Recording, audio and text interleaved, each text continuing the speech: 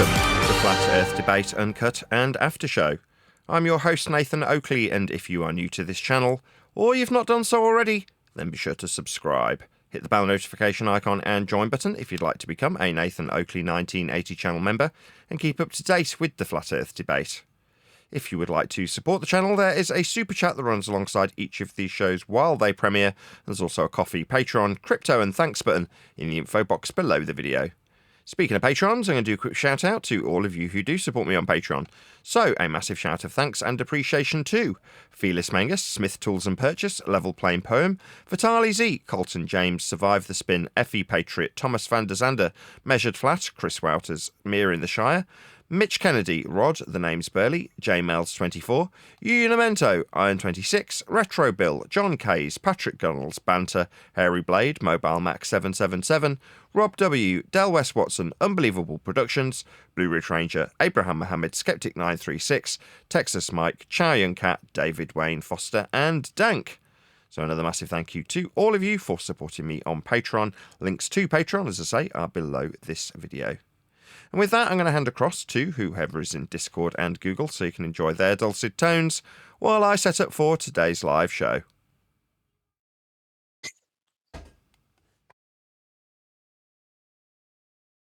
That's quiet in here.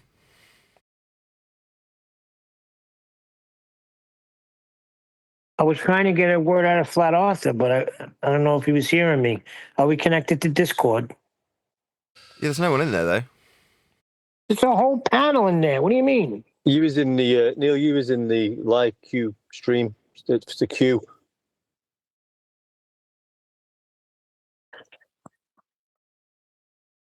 I must be. Oh, so where do they gotta go?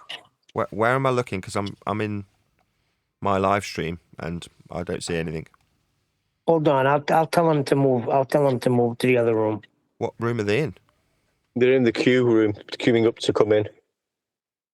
Queue room? I didn't know we had a queue room. I didn't either. Queue room? One deck. Can you go tell them to go to the main one? Yeah. All right. Thank you.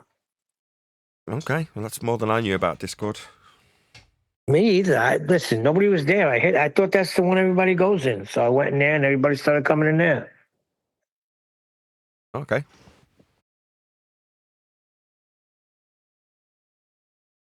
Well, but as no one's around, I'll test these mics.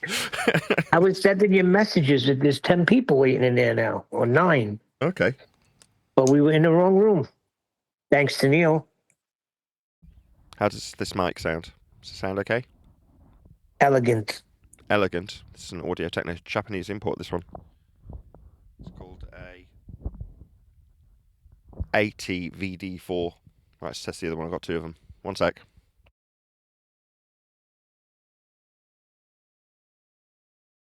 This is the other ATVD4.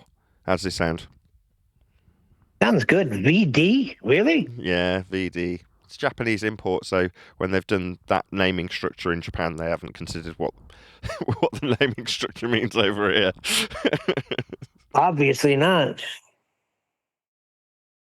Then I've got one that I think is dead. I think this one's died. I did buy it as dead, so check. Yeah, it's dead. Damn.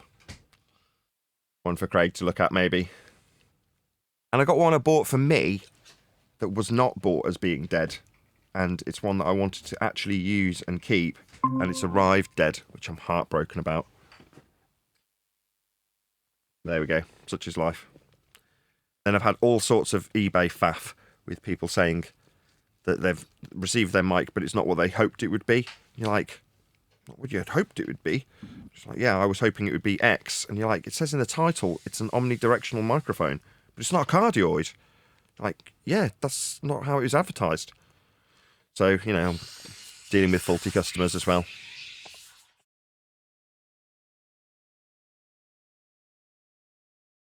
Well, I've got one more I need to test. Let's just do that before I do anything else. This is allegedly unused Rode Procaster. I really like these mics.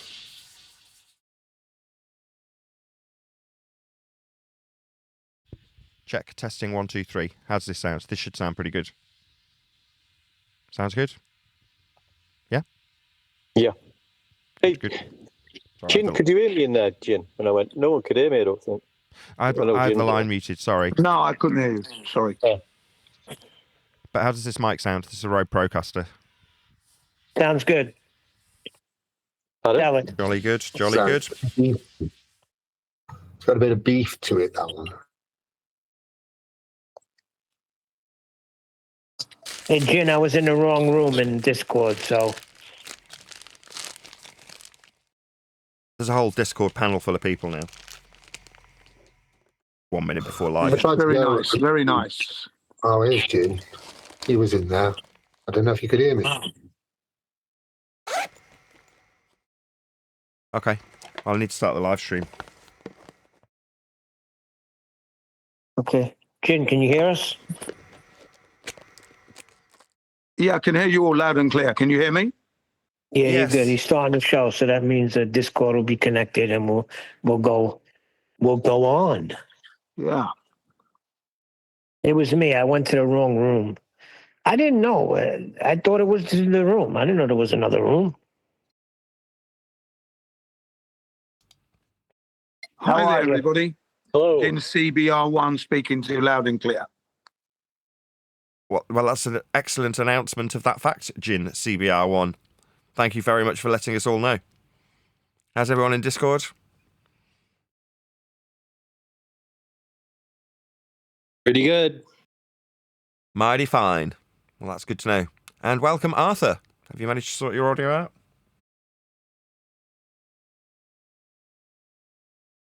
Clearly not. Let's do a bit of housekeeping. Any evidence of a physical geometric sphere edge that's a horizon formerly known as the curve of the Earth? Never in my life. I mean, the horizon's never been defined as a physical curve in any time on this Earth, except for in a heliocentric model. It's not a physical thing that you can measure to, except mathematically. And the measurements that you get mathematically are derived from, if you look at the Earth curve calculator, from flat Earth measurements from surface level and eye level, parallel with each other, and a depression angle in between the two. And it's calculated into a distance that you should be able to see to, because there's some curve in the way blocking things. So it's just a mathematical concept, basically. Why would something horizontal be described as curved? Well, it's just easier to do it that way, Neil. I mean, you know, Dave Twiangles McKeegan was explaining this a few weeks ago when he had only one of his videos explaining about elevation profiles.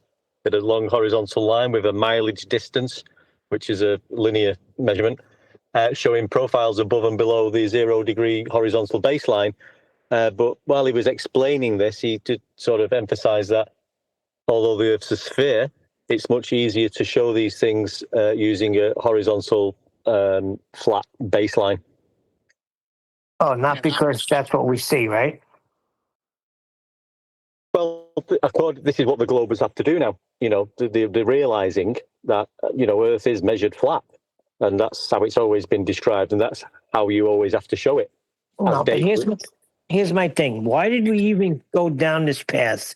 Because when we look at the horizon, like Jin did with his school, when he had them draw the the shore, the horizon, it's always flat and level, horizontal. So how did we even get duped into it being the freaking edge of a sphere? I don't get it. I mean, the church deceived us. It was the church that came up with this.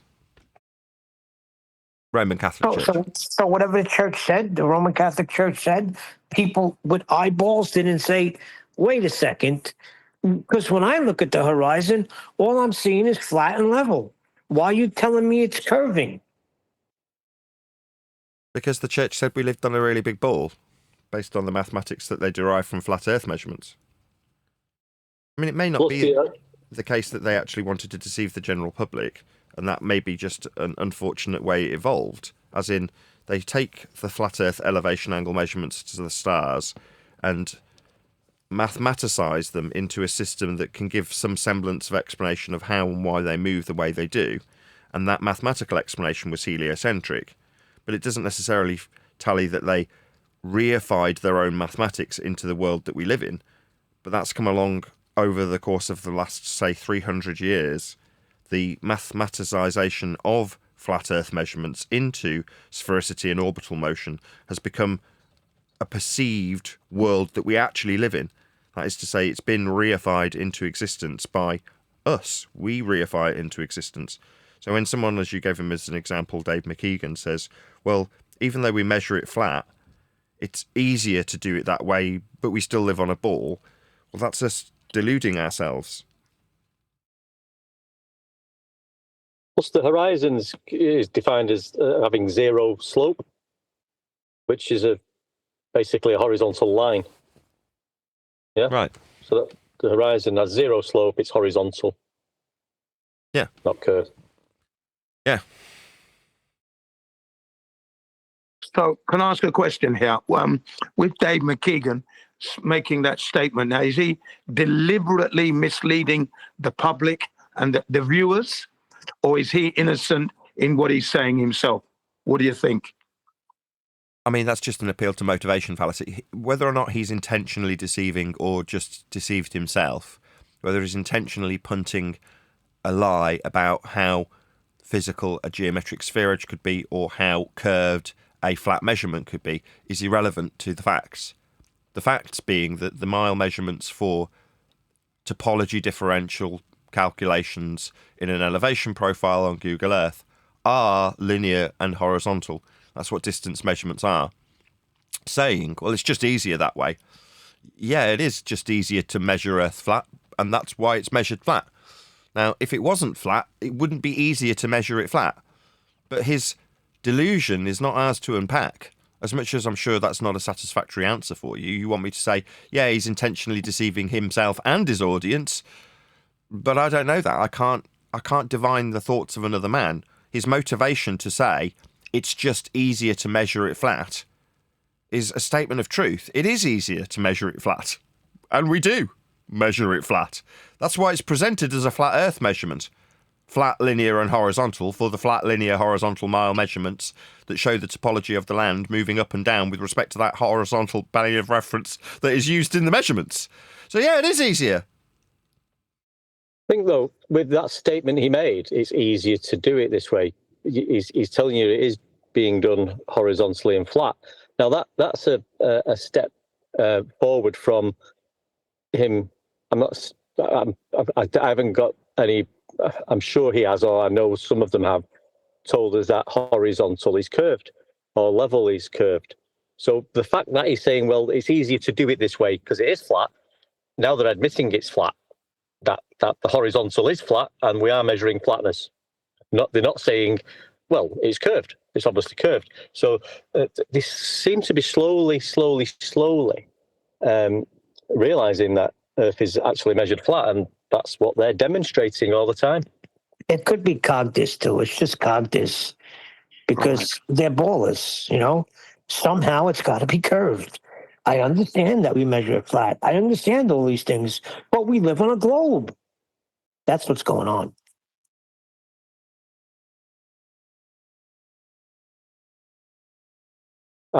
I'll just tell you a story when I was a glober, which sounds absolutely pathetic. And this is years ago. I wasn't even involved with any of this, but I must have been thinking about things in my subconscious because sea level did come up once, and I just naturally said, nobody told me this, but I just said to somebody, well, obviously they call it sea level because obviously people used to think, it was level. Obviously it's not, but they just kept the name. that I've actually said that. That is classic. You see, that's what I'm talking about. That kind of psychology, cognitive thinking right there, that process. Is that what McKeegan's doing, I'm saying? Because my question still stands. What is going on in his head when he's telling you it's easier to measure it flat, but you're still, you're still on a globe? Really? Them ancient people just thought it was flat, but obviously now we know it's curved. We'd just leave the name as it was. Exactly. We labeled them as ancient people that didn't know anything, and that was a narrative that was spun. Now we had all this knowledge. Now we realized, because we looked up and everything else is spherical, even though we don't know that. So it's obvious that we live on this spherical object too, called Earth. All the science proves it. I thought the ancients knew that the Earth was flat anyway. That's what I thought. Didn't think they were on a globe. It's certainly from the Copernicus era that it was really starting to be pushed and by the Jesuits. Yeah, but the ancients were labeled as dumb, right? You hear it all the time. Well, they didn't know any better. I hear it when we're talking about biblical things. Oh, well, they didn't know any better. God had to speak to them in that type of language because they were like these dumb cavemen. Shout out to Uncut, who says, "For there is nothing hidden that will not be disclosed, and there is nothing concealed that will not be brought out into the open." Luke 8:17. Thank you very much for the super chat, Uncut. I know what Jim was saying. It's not that. It's not that old. It's quite recent. The globe heliocentric model. I think Nathan's been over that with the Copernicus Pope Paul III, I think it was, and changing things. It wasn't that long ago. Whereas, the ancients we talk about Eratosthenes, even, they knew it was flat, didn't they? Because that's how he measured it. And if you look at all the ancient cosmology, they always show a flat horizontal Earth. It's quite recent, isn't it? I think. But, 482 years old and counting from 1543. All right, now that we got the horizon established, next. The evidence of axial rotation of the Earth-based variety. What does that even mean, Nathan? We just established that the horizon is not Earth curve. Why would I be trying to figure out axial rotation on a flat plane?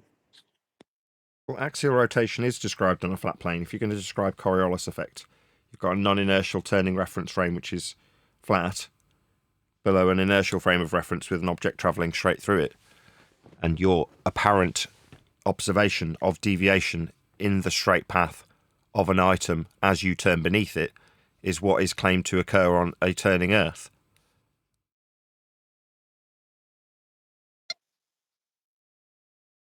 But not a spherical Earth.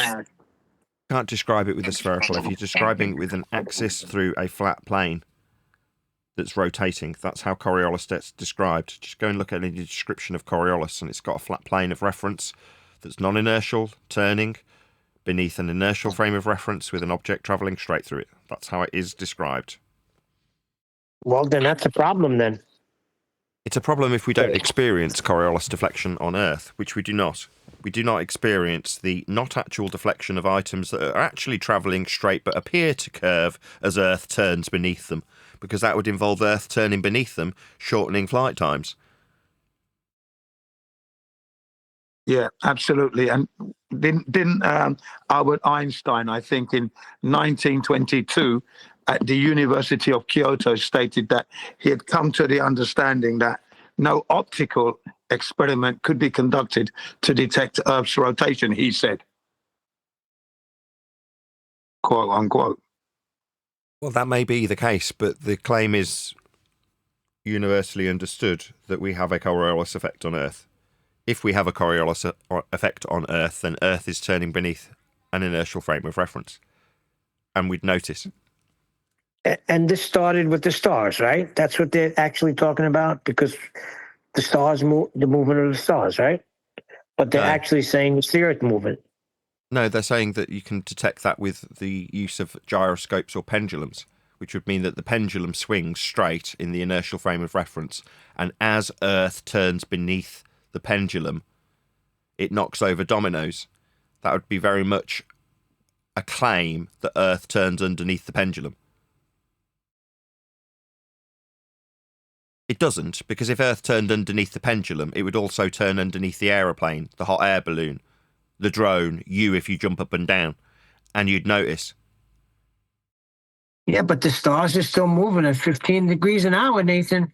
And Are the stars moving? And they're saying that it's the Earth that's causing us to see that.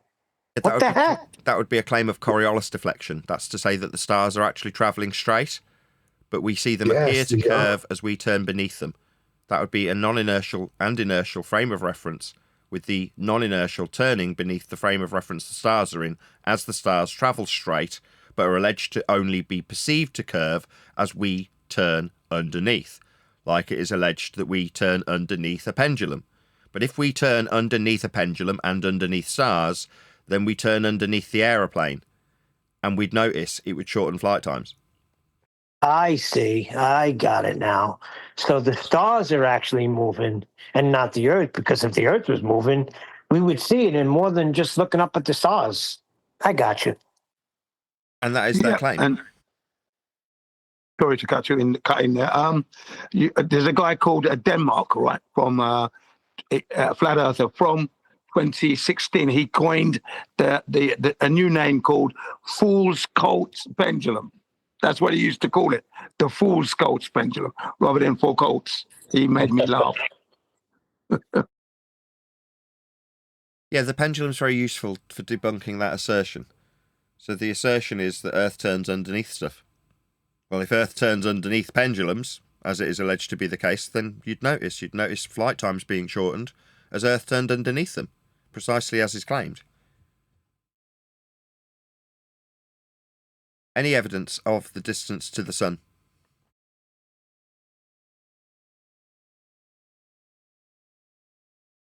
$93 million miles is being taught throughout schoolrooms all over the Earth. Who's got their mic open? One more time, Neil. 93 million miles away, I think, was the last number that I got as far as was being taught in the schooling systems all over the world. Well, that's an orbital derivation using Kepler and Huygens.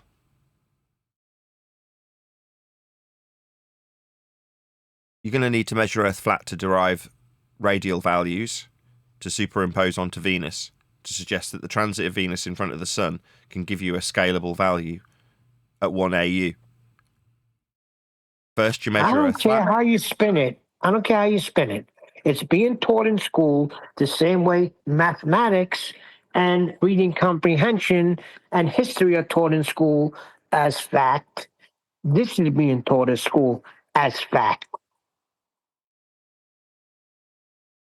Yes, and that fact relies on Earth being measured flat to derive a radial value.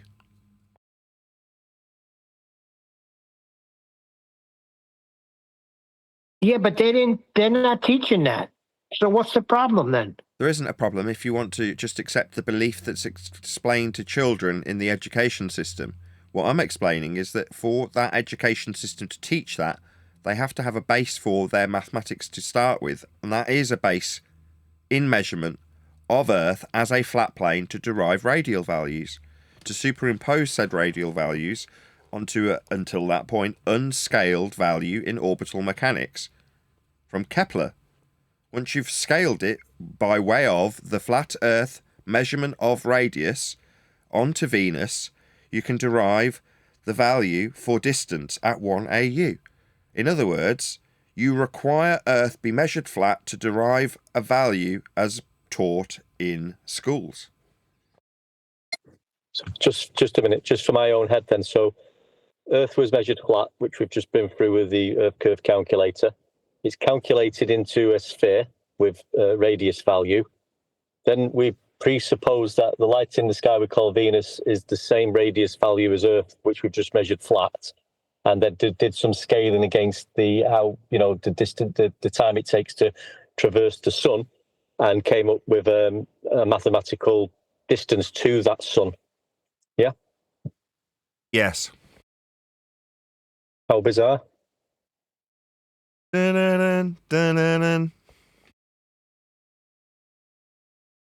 So again, it's mathematical. All this heliocentric nonsense seems to be mathematical concepts, as far as we can gather at the moment, because we've been through the horizon, you know, and how that so-called distance to it and seeing too far and not seeing too far was derived from flat Earth.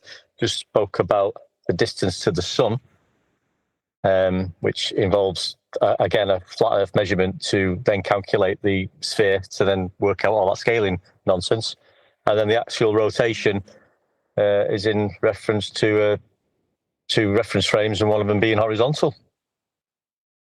So the only curvature we've got is a mathematical curvature, by the sounds of it.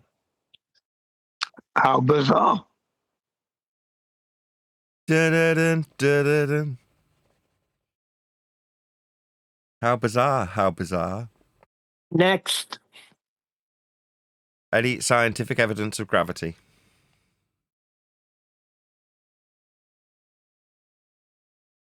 Well, what is gravity? A downward vector with respect to a plane of reference, or bent pseudo-Riemannian geometry, fourth dimensional spacetime. Hang on, what's scientific evidence? Scientific evidence is the observation of a naturally occurring phenomena, formulated into a cause and effect supposition known as a scientific prediction, otherwise known as a hypothesis, which is then actualized through something called an experiment, where you vary and manipulate your presumed cause of the effect you observed at step one, that would be the natural phenomena, to see if you can actually induce the effect. If you induce the effect, you then have scientific evidence. So, in terms of gravity, I believe gravity is the bending of space-time in a fourth dimension? That's not what Nathan said. Currently it is. So you would have to observe that as a natural phenomena. So the bending of space-time in a fourth dimension, that would have to be witnessed, would it? For you then to try and work out what's causing that to happen. Correct. So, well, I take it then, if this has been put through a scientific method, somebody must have observed the bending of space-time in a fourth dimension then. No. Does anybody know? No, time is conceptual only. It's not physical. You can't bend it. You can't put it in a bag. You can't touch it. Hold on, I want to back it up, because when I asked what is gravity, you gave me things go down, and then you gave me something else, bending of space-time. Now, when I ask what electricity is, I don't get electricity is this and also magnetism. I'm getting the definition of what electricity is. You can't give me two definitions and tell me, well, gravity is things go down, but also a bending of space-time. Okay, so 110 years ago, the notion ascribed to Newton that all things tend towards the centre of Earth because mass attracts mass was superseded by the notions in creation by Einstein that we have a bent fourth dimensional pseudo-Riemannian space-time geometry, and that is what is gravity. Now, the older 110 year out of date now rhetoric of all things tend towards the surface because mass attracts mass is debunked by gas behaviour. Gas, in their vernacular, has mass, whatever that is, and that mass would also move towards the ground if mass attracts mass. But mass, the gas, does not attract to the mass of Earth. Quite the contrary. It comes out of the ground and goes away from it. Oh, so it wasn't working out right, so they had to change it to a bending of space-time. I see. So is this new bending of space-time in a fourth dimension admitting that gas does expand out from the ground in all directions and fills any available space? I don't know. Sort of got over that. Contextually, the two things are separate. The description of gas expansion would be governed by the description in the law of entropy. So entropic dispersion, as in the second law of thermodynamics. would dictate that gas would fill space. That's entropic dispersion, though. That's nothing to do with pseudo-Riemannian bent space-time. But just with what we were saying then, that we had to change Newtonian because the problem with gas, the fourth dimension bending of space-time got them out of that little predicament somehow. No, I wouldn't have said that the bent space-time in somehow overcoming the behaviour of gas. I don't see how that is an overcome for gas behaviour. Dispersion, second law, nothing addresses that in bent pseudo-geometry. Right, so they must have superseded it for other reasons then. I guess so. Gravity's But like we say, yeah, it's going to be difficult to observe a natural phenomena of the bending of time. Like you just said, Nathan, it's a concept. Nobody will ever see the bending of time. And that's for this fourth dimension. I don't know where that is. Does anybody know where this fourth dimension is? Nope, I don't know that. But speaking of gravity, I conducted another observation test with my students, much the same as the horizon, but in this case, gravity. And what it was, I had a helium balloon in the classroom donated by my son, whose birthday present. He had several helium balloons attached to his birthday present. I took one. I asked if I could have one. I had it in the classroom. And then when the students came in, adults as well as kids, during like 2 months of asking the kids these questions, I asked them, I said, what would happen if gravity was removed from this room? So we're in the room, we've locked the door, and now we removed the gravity. What would happen to us?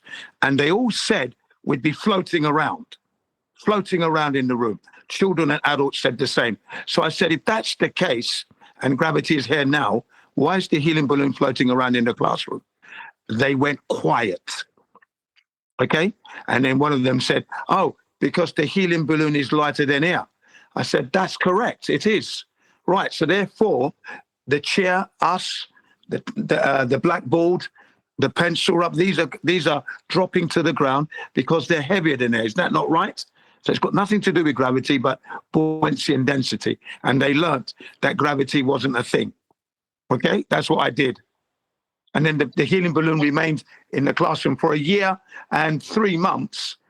And then it started to drop, like slowly each day, middle of the classroom. I said, why is it not dropping to the floor? I asked the students, why doesn't it go to the floor? See, so gravity doesn't exist. Thank you. I did that. That was a good experiment.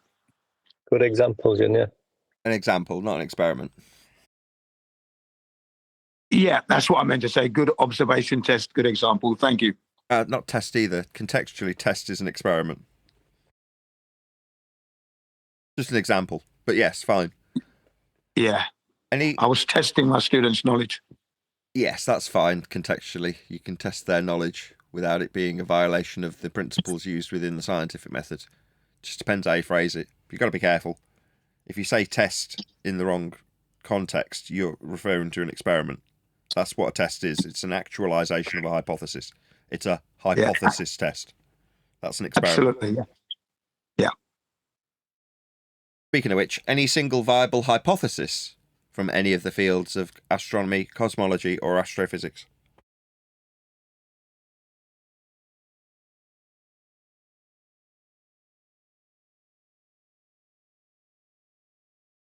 Hypothesis. Of what? Anything that's been observed as a naturally occurring phenomena, formulated into a cause and effect suppositional statement known as a scientific prediction. Would an eclipse come under that heading? It's not a hypothesis. Let's be the observation. We're observing something. That's not a hypothesis, though, is it? A hypothesis establishes the cause of an effect in a suppositional format. It's an if and then statement. A scientific prediction is first your observed naturally occurring phenomena. That's your prediction based on what you see. So an if A, that's suppositional causal influencer, then B, naturally occurring phenomena. Alongside it would also be a zero difference result. That's if A, suppositional causal influencer, not B, not the effect you observed at step 1. That's a null hypothesis. The null sits alongside the alternative, and together they form what is known as a scientific prediction, or hypothesis. I'm asking for any viable hypothesis from any of the fields of astronomy, cosmology, or astrophysics. So an eclipse would not be a prediction then, right? No, that's not a prediction. Saying an eclipse is potentially a naturally occurring phenomena, but it's not a prediction of anything. It's not an if and then statement, is it? No, but that's where they conflated and confused science with, right? Because they're saying that they can predict when an eclipse, where an eclipse is going to be, when it's going to be, what type of eclipse, and they're putting that into predictions, but it's not a scientific prediction. So that's how science got smashed into, this debate, if you want to call it a debate, right? No, a scientific prediction is a very special kind of prediction. It predicts the cause of the phenomena. That is to say, something which you, as a researcher, can vary and manipulate to see if it causes the effect you are observing. That is to say, upon experimentation, that's the actualization of a hypothesis, you vary and manipulate your presumed cause of the naturally occurring phenomena, and then upon variation of presumed cause, you cause the phenomena to occur in a successful experiment. Yeah, that's the scientific method. Yes. So science has nothing to do with them predicting when an eclipse is going to happen. No. In the same way as if you say, well, after midday, 1 minute past midday will occur, that's not a scientific prediction. You can call it a prediction, but it's pattern recognition, not prediction, as in as a hypothesis goes. It's not the assertion of cause for an effect you observed in nature through systematic experimentation based on a scientific prediction. That's not what you're doing when you say, I suggest this will happen because it happened in that method, in that way, over this period of time previously. That's pattern recognition. Right. McToon was waving predictions around in Brian's face. Well, his predictions were for the angle measurements that he'd take from a flat Earth to the sun over a 24-hour period. Well, again, that's not a scientific hypothesis. Saying, I predict I'll get these flat Earth angle measurements to the sun. So he was actually measuring the Earth flat, it would seem to me. Yeah, the clue Those are flat Earth measurements. Yeah, the clue is in the second word. Earth measurements. Well, measurements aren't science, they're maths. So if you're measuring Earth flat with an elevation angle, that's an elevation angle measurement, not science. Can you not obtain an elevation angle from a curved surface? No. It's an angle, two straight lines meeting at a vertex. One is the base, one is the line up to the light in the sky, in this case the sun. Two form at a vertex where you are measuring from. Earth is required to be a horizontal plane of reference to form part of the angle. I predict that the Earth will still be flat January 1st, 2026. Let's wait and see. I mean, that's a lovely Is that prediction. a scientific prediction? It's not a scientific prediction, no. Because he's not got a phenomena or a valid independent variable. Okay, say I look outside and I'm observing a leaf fall off the tree. Can we put that through the scientific method? Absolutely, yes.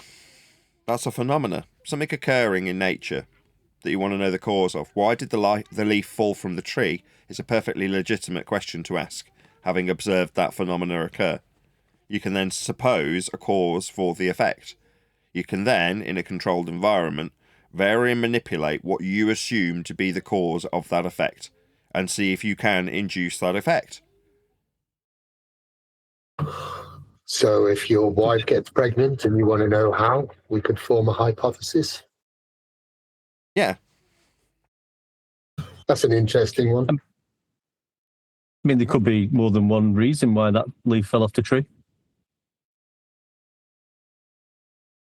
But yeah, pregnancy is a naturally occurring phenomena. And in a weird way, you can, whilst it is man-made, also describe it as a naturally occurring phenomena. When you say, or I say specifically, synthetic things don't go through the scientific method, that's to say, if you create a robot as opposed to human life, you could suggest, well, why did that occur? Well, because a man made it happen. Now, in the case of pregnancy, yes, a man made it happen, but that's still a naturally occurring biological phenomena that's occurring, that you can still put through the scientific method. Would that include artificial insemination? No, that's synthetic. So no. Right. Okay. So right. when you artificially inseminate, then you know what caused that. A man caused it. That's very much synthetic. Well, you know what's going around now, and maybe you can clear this up because there's a lot of people punting this, that Earth itself is a naturally occurring phenomenon. Earth is a concrete noun. It's not a phenomenon. When you say Earth, that's not something happening, is it? No, but there's a lot of stuff happening on Earth. Well, the stuff that's happening you can put through the scientific method.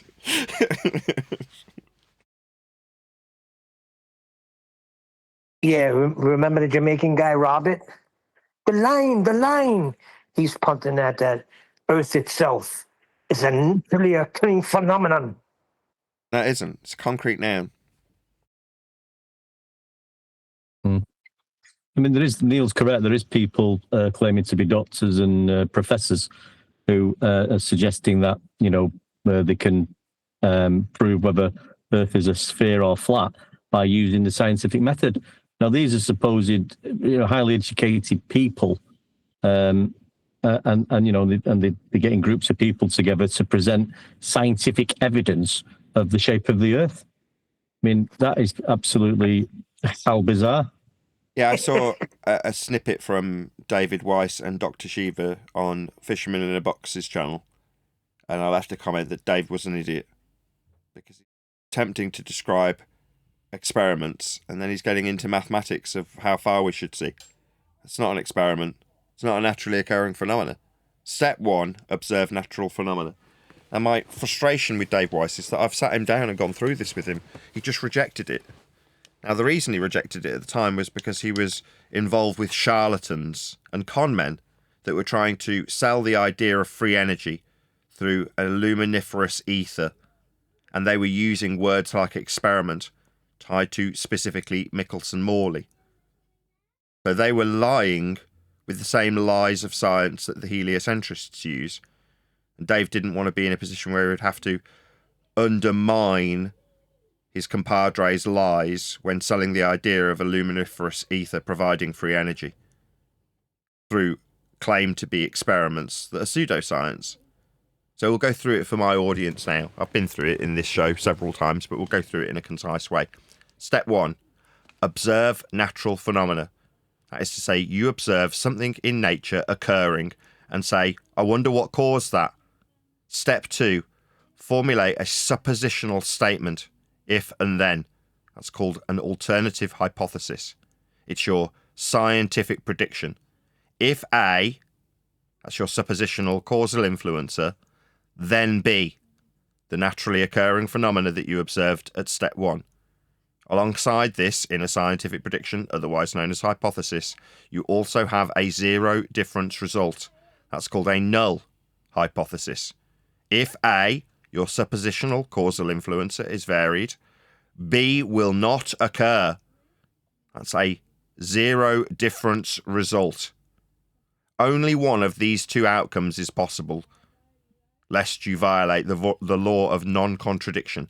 You can't have A both cause B and not cause B simultaneously.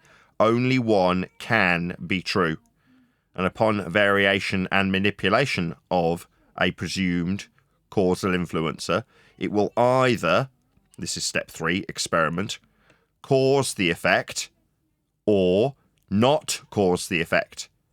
If you vary A and it causes B, tick, you validate your alternative hypothesis. If you vary A and it does not cause B, tick, you prove your null hypothesis. Only one can be validated at the end of the experimental process. And when you do validate one or other, you prove one or other statements true. That's all science does. Prove things. It either proves A did not cause B, or it proves A did cause B. Those are the only two options. One or other of those two will be proven upon experimentation. So step 3, vary and manipulate your presumed causal influencer. Now, presumed causal influencer must be real, capable of variation and manipulation by you, the researcher, and your independent variable in the hypothesis. That's it. I mean, regarding the scientific method and how things have been proved or not proved, like you just explained, Nathan, if you was sort of doing some study work on a certain subject, surely there's papers for things that have been through the scientific method that have been proved or unproved. Everything most things should have a paperwork attached to that, shouldn't they? Surely, describing what experiment was taking place to prove the natural observed phenomena. Was that not the case? One more time.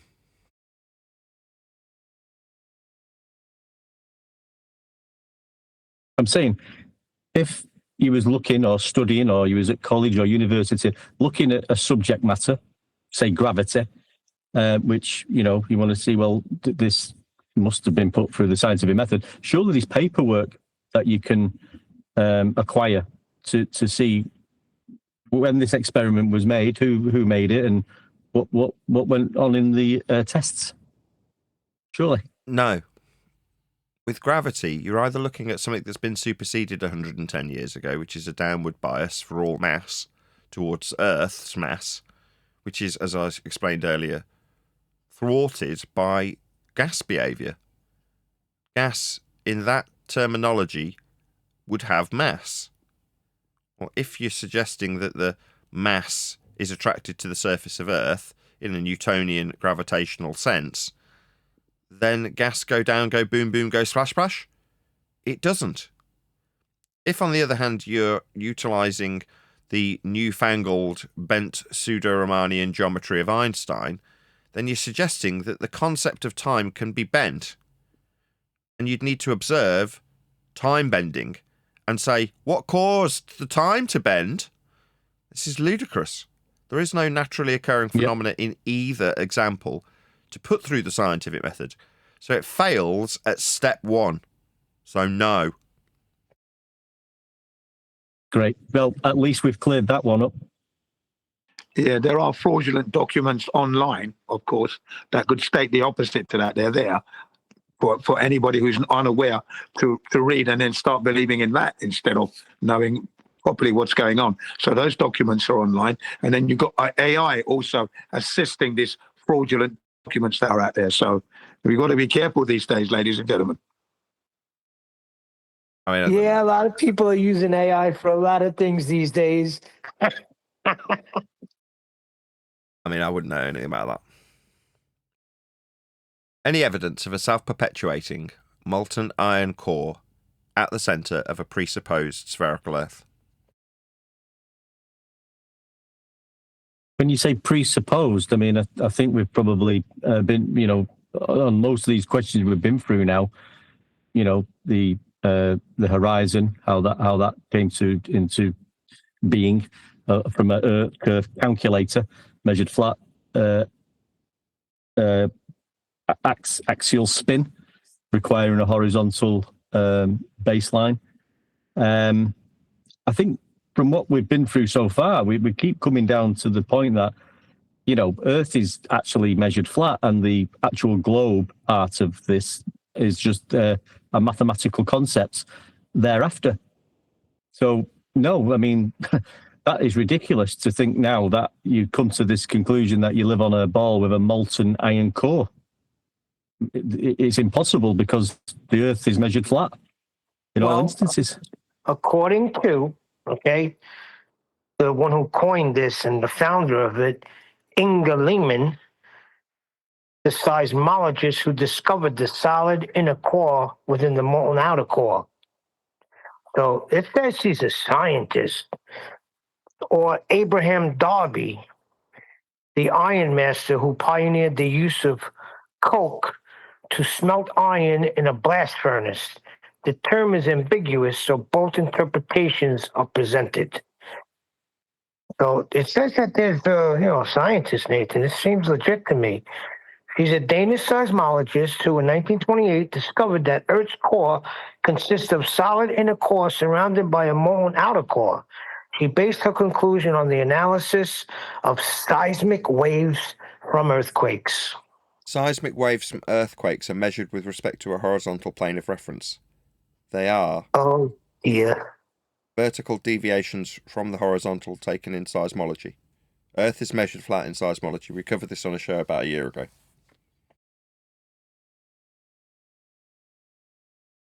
Sounds like whatever all the housekeeping questions are basically, even though we've been through them in some sort of detail, they're all reverting back to a flat Earth measurement in every case. That's what it sounds like to me.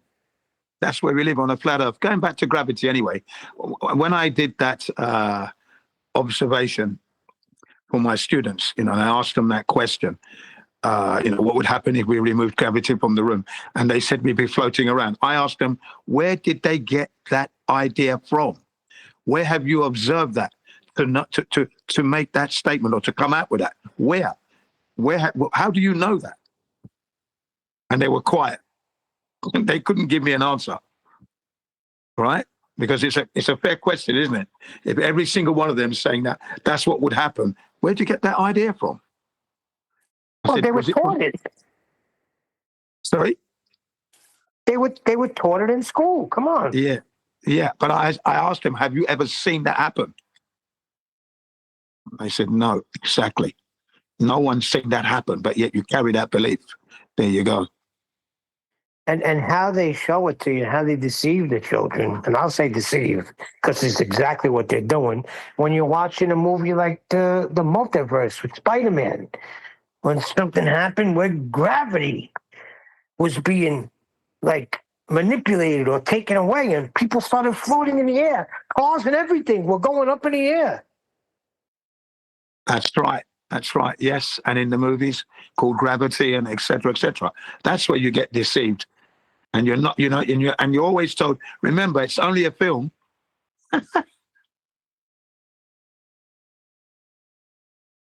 Any evidence that you can acquire an elevation angle measurement from a curved baseline? I mean, that is that is a ridiculous question. Because the elevation angle, the definition is telling you what it is. It's an angle to a vertical line of sight from the horizontal plane the observer's standing on. It's impossible to get an elevation angle from a curved surface. Oh, Dr. Horizontal line. Drawing of it. Sorry? No, go ahead. I thought you stopped. Go ahead. No. Sorry, what did you say, Neil? Sorry, I didn't hear you. I was saying when Dr. Blitz, that guy, was debating this with a flat earther, he drew a picture of an elevation angle off a curved surface. Quite hysterical. I'll see if I could find it. Give me a minute. Can't measure an elevation angle from a curved surface. It's an angle. It's two straight lines meeting at a vertex. So that's the problem there. It doesn't meet up with what the definition is.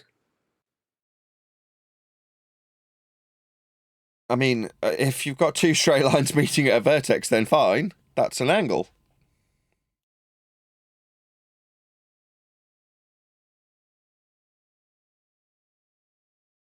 They violate principles.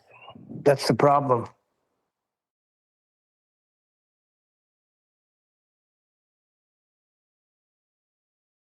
Next. Any evidence you can have pitch data on a globe? What for the Again, maybe somebody's hold on, maybe somebody's just tuning in. There are a lot of new people. Somebody contacted me last night and it was asking when these live shows occur. So there are new people that come. What is pitch data? Pitch data shows the pitch of an aircraft with respect to the horizontal for the duration of a flight. But to me, that's very similar to the previous question about the elevation angle. But the horizontal it's antecedent to the angle, same as horizontal is to the pitch. You're not going to get. You need something to refer to give the pitch angle. 2 degrees, 3 degrees, 4 degrees, 30, whatever it may be. It's coming from a horizontal plane. The elevation angle requires a horizontal plane and two straight lines. So these two things go hand in hand. That's correct.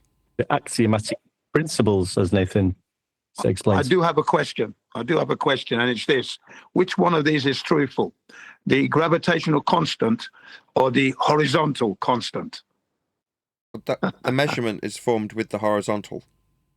So, Right. I mean... So the horizontal constant is the correct answer. Bing bong! Well, yeah, it's just it's not really something that you can put into an either-or question. It's just a measurement. So in terms of how you measure angle, in this case for pitch of an aircraft, how is the angle measured is the correct appropriate question. Well, the angle is measured with respect to the horizontal. That's what an angle in this instance means. Right. I understood that. That was my little joke, because you have this gravitational constant which doesn't actually exist, but yet the horizontal constant exists because we're living on a horizontal flat earth that just keeps going when you look around you, doesn't it? Horizontal constant. That's why I said it.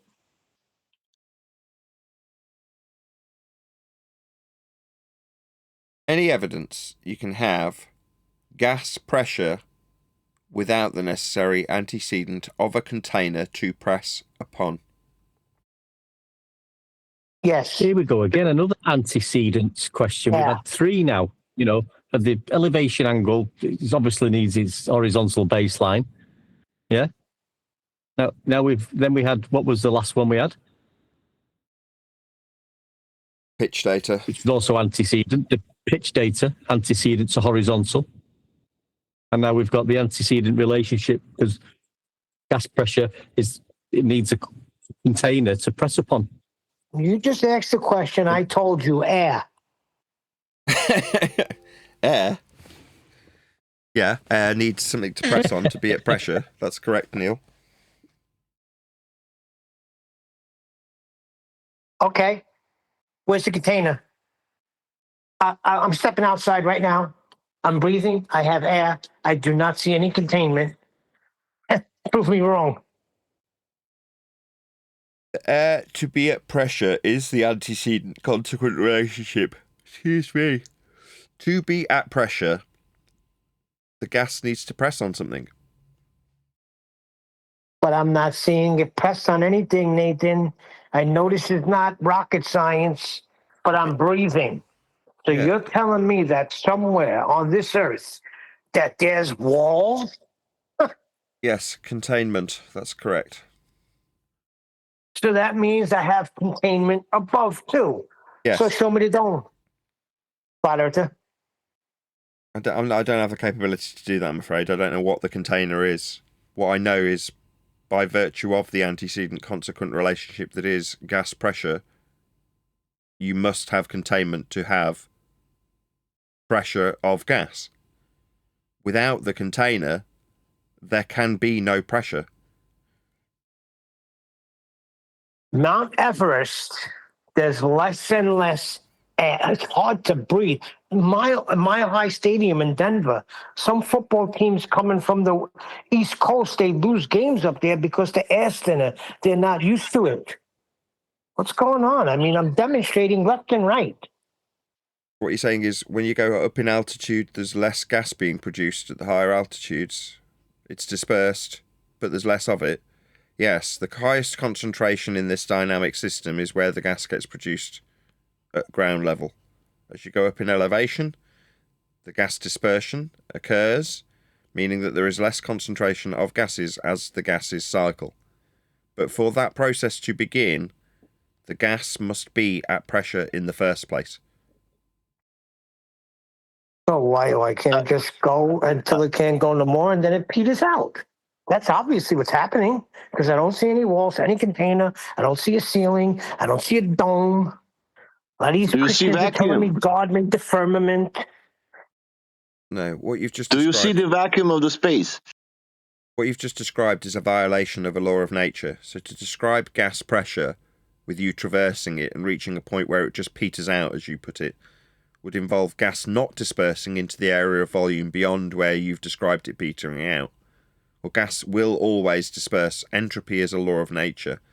If the sky was a vacuum, as we're being asked, then the gas we breathe would fill said space in line with entropic dispersion laws of nature. For it to be at pressure, it's got to press on something. Prove me wrong, Neil. Prove me wrong. Prove me wrong. I have. You just are not listening. In the same way, you can't have a steak in front of you. If you've got a filet mignon in front of you, you can't turn around and say, well, I don't see a cow. Well, no, but for the fact that you had a cow, you wouldn't have the filet mignon in front of you. In the same antecedent-consequent relationship style, you can't have gas pressure without containment for the gas to press upon. That's a false comparison fallacy. I do work with gases every day, and I have pressure gauges, and I take the pressure readings of the gas in different locations in a system, and it's a hermetically sealed system with different vessels. The gas is definitely contained; it's hermetically sealed, and that's how I get the pressure reading. I attach my pressure gauge to the container, and it'll give me what pressure the gas is at that particular moment in that particular area. It has to be contained. If I undid the flange on the main pipework of the refrigeration system, the gas would leave the hermetically sealed system and fill the available space outside of it. And then if I put the flange back together and put my gauge on, it would read zero pressure. Yeah, I don't doubt that. I'm not doubting that. It'll go until it can't go no more, and then it'll just stop. That's what I observe. Like all good flanges.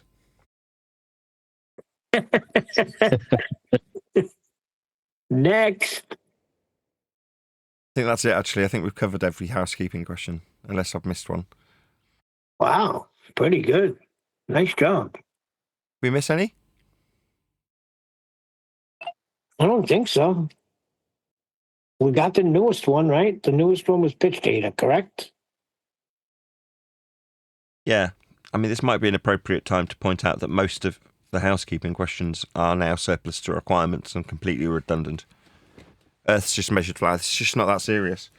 So up until now, I don't know, 2025 moving into 2026, we've talked about how Earth isn't heliocentric, how Earth is not a ball. Well, it's just not that serious. Earth's just measured flat. So it really wasn't that serious. Yeah, so I'm gonna say this then. So 2026 will be the year where we're going to be emphasizing how Earth is utilized flat, measured flat and utilized flat. That'll be the year 2026. This message is going to go right across cyberspace and into your face on the streets. People, look out for it. The year 2026, the year that we explain to you how the Earth is measured flat and utilized flat. Always has been. But I will before you were even born. I got to correct you there. They're going to be explaining it to us. I was going to say that they're going to be explaining it to us because they're the ones who've been measuring it. So if you are a normie, that's to say you're not involved in the debate, you're not bracing against flat Earth, or if you're a claim to be flat earther bracing against heliocentrism, that's an anti-glober in the new rhetoric. then you will and can only measure Earth flat. For example, sea level, flight level, surface level, elevation angles, perpendicular heights from surface level, sea level, eye level. All of these prerequisites are how Earth gets measured, and there aren't any exceptions. Earth is only measured flat. There are no exceptions. So moving forward, we will be giving the general public the ability to recognise the awful truth that was there before their eyes the entire time, and give them the potential to say, I knew all along that Earth was flat, because that's how it was being measured the whole time. Now, there wasn't any hiding of those facts, quite the contrary. Those facts were inserted into both sides' rhetoric. That is to say, in the perceived debate about whether or not Earth is flat, or, depending on your perspective, whether or not Earth is a ball, there were and will always be the utilisation of those flat Earth measurements. There's no exception. So it does give the audience and the world at large the ability to say, I knew all along. It's self-evident based on how we measure Earth. Earth is flat. Interesting, yes, ladies and gentlemen. But all along, you didn't know because you were believing you were on a globe, you see. That's the thing. Okay, it was always flat. You didn't realize it, but now, from the year 2026 onwards now, as we're coming towards the end of this year, as in 2026, it will be emphasized that the Earth is flat, being utilized flat, and that's when you're going to think, wow, how did I miss that? That's what you're going to say to yourself. If you're honest to yourself, you're going to say, wow, it was flat all along. I've been looking at a flat Earth and not realizing it. That's what you're going to realize. Thank you.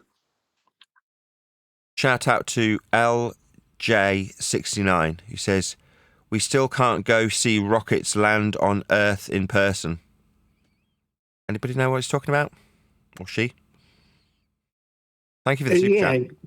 I don't think a civilian can go watch a rocket land.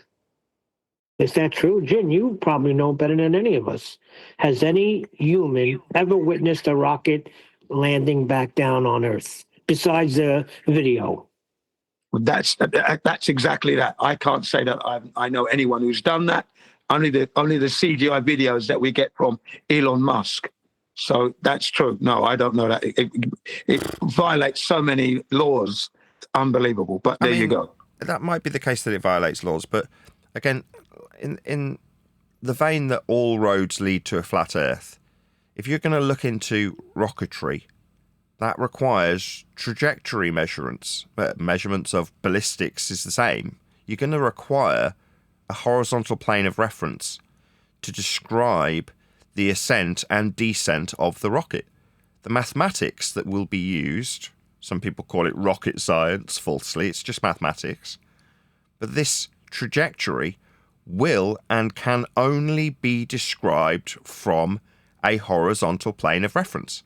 The altitude it reaches is perpendicular to the plane of reference, and its ballistic trajectory is also detailed in an arc or otherwise with respect to a horizontal plane.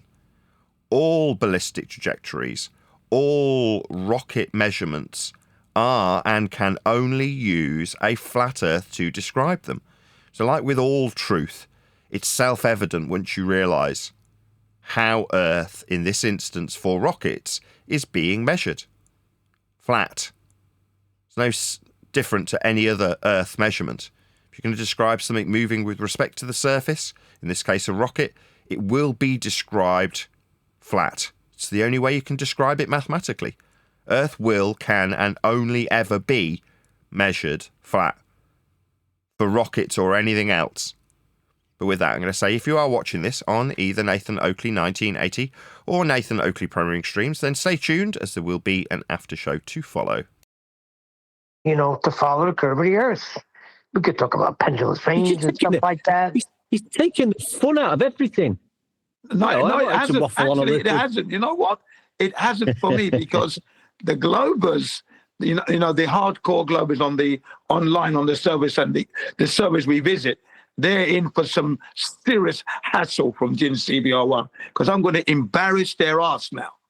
Whatever they're going to say, I said, Good. the fact that you made that statement required a flat earth. So shut up. Jin, Yeah. you got it, baby. Yes. Yeah, Because yeah. it can't go anywhere. Jin, you're starting to get it. Once you start that, Jin, that you're going to be like the killer. Yes. warrior. Yeah. You wait and see how I'm just going to go in there with my flat earth machine gun. And done. I can hear that. I can hear that wry smile in you, Jin, while you're saying this stuff, which is very much appreciated. I'm loving it, mate. Good, because what you're appreciating is all roads lead to a flat earth, and you don't necessarily need to be a heliocentric debating ninja and understand how to unpack heliocentric rhetoric. Obviously, that's going to come in useful, right? Knowing what you know, because you've been here for 10 years learning this stuff, is always going to serve you well if you get into a debate. Because there's nothing worse than being presented with some heliocentric rhetoric and you going, I don't really know what that means. But nevertheless, Earth's measured flat. Isn't quite as effective as being able to unpack, I don't know, Coriolis deflection, detail how Earth, as a claim to be sphere in a sky vacuum, is thwarted by the use of flat Earth prerequisite surface level measurements to describe a rotation that doesn't occur within their rhetoric, only to then point out it's not that serious.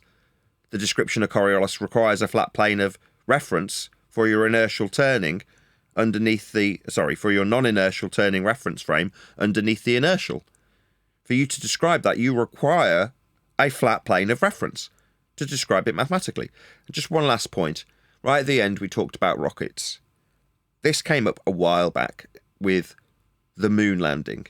Why would it be necessary to suggest that the greatest achievement in mankind's history had the incompetence level to be off the scale, to lose the trajectory data, to lose the information that shows how their trip went? Well, I'll tell you why. Because if you had that in front of you, like with the pitch data, you'd be able to very quickly point out how the alleged journey took place with respect to a flat plane of reference. So you need to bury that data completely. Oh, all right, we accidentally recorded over it, all the flight data. Really? Why? Absolutely Because it would correct. be measuring a flat Earth, that's why. Because that's the only way it can be done. Hold on, this is getting me excited. Let Nathan finish. Did. Oh, yeah, that's amazing. Where'd you see this? I didn't. You just figure it out. When you figure out that Earth can only be described for ballistic trajectory from a plane of reference. Once you understand that, you understand why you'd need to bury the moon landing data for telemetry, because the telemetry data would show how Earth is being measured flat. The altitude for the flight would be from a flat plane, wouldn't it? Yes. This is amazing. I didn't even think of that. Yeah.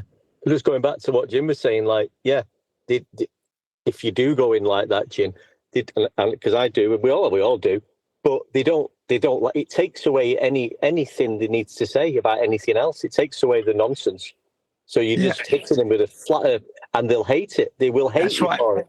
Yeah, I'm going to shut them. They would have hate me already, so that's just going to be the norm. But it's the listeners in the YouTube live stream, Rumble, Ruskin, that are going to be entertained by Jin CBR1 and the discombobulation of the Globers as he come in like Rambo. It's a flat Earth baby. Brah, brah, brah. I'm still stuck on this telemetry data being lost. That is absolutely why. Wow. We need to start promoting that. Well, the audacity that they could tell you they ran out of tapes, so they had to use those tapes to record over. What a load of rubbish that was. You know? What a load of rubbish that was. Well, like Nathan said, they had to bury it, because if they didn't bury it, the world would be seeing it taking place off of flat Earth. So, a very poor excuse. And there were several tonnage of these tapes that they said they lost. And they also smashed up the machine so the machine couldn't replay it even if you had the tapes. Yeah, they have to. Yeah, they smashed the machine up as well. Think about what Nathan just said. They have to do all of that. Well, yeah. No, I totally understand that, but it's just the audacity that they could tell you that. chic taxpayers' money, why would you smash the machine up? Obviously to bury it, of course. Well, we had to bury the fact that we did everything from a flat plane. And we can't have the world seeing that. Jeez. Bad enough they're seeing it when these flat earthers are going back and looking at how Al-Biruni and Eratosthenes measured the Earth flat. Whew. This would be devastating. Yeah. You know what was funny? What was funny was when Robert Pisano was talking about the distance to the moon, and it cannot be that distance, okay? That's Robert Pisano. And then when we were looking at Earth rise from the moon, he says, even the moon looks flat. I cracked up, okay? Even the surface of the moon looked flat, he said. Really funny that was. It was the way he delivered it. See, I'm on the opposite side. I'm not saying it's not good to know the things that we know, but I don't care what they say. I'm just going to keep hammering back. What are you talking about? What are you telling me about all this heliocentric nonsense? Didn't I just show you, and you agreed with me, how Earth is measured? So what are we talking about? Absolutely. But it's a source of ridicule. That's what that's all about. How absurd and ridiculous it is. That's what's going on there. So the fact that we know that it's measured flat, it was an impossibility. It could never have happened. But even the moon looks flat, just cracks everybody up. a flat moon. No, I'm talking about what Nathan said, that it's good to know everything and you may have to get into heliocentric wrangle-dangle. Not me. I'm just going to go right back to the measurement and demonstrate that the measurement is flat and there's no way they can go. They can't go to a solar system. They can't go to anything pertaining to heliocentrism because I've just demonstrated we're not on a planet. Yeah, I'm going to do the same. I'm just going to say to them, well, for that statement you made, you're forgetting, you're ignoring, you're trying to duck and dive, but the Earth is flat. You need that flat Earth horizontal. You know, the horizontal constant. That's what I was talking about it. So the gravitational constant is a big pork pie lie, but the horizontal constant, ladies and gentlemen, is a reality. That's where you live, on the horizontal constant. Yes, that's going to be, I'm telling you, 2026 is the year that we emphasize and level out people when they start getting silly and you hit them with Earth is measured flat. Don't worry, Nathan, it's coming. I'm already on it. I'm now developing my 2026 attack. Yes. Yeah.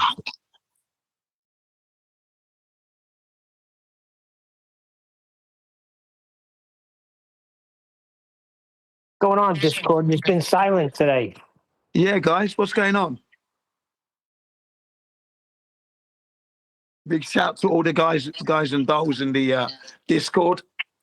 I always mean to mention you guys, so I've got to get that into my brain. You know what happened, Jim? I think they eat too much turkey. Oh, of course, because it's Thanksgiving, isn't it? Yeah.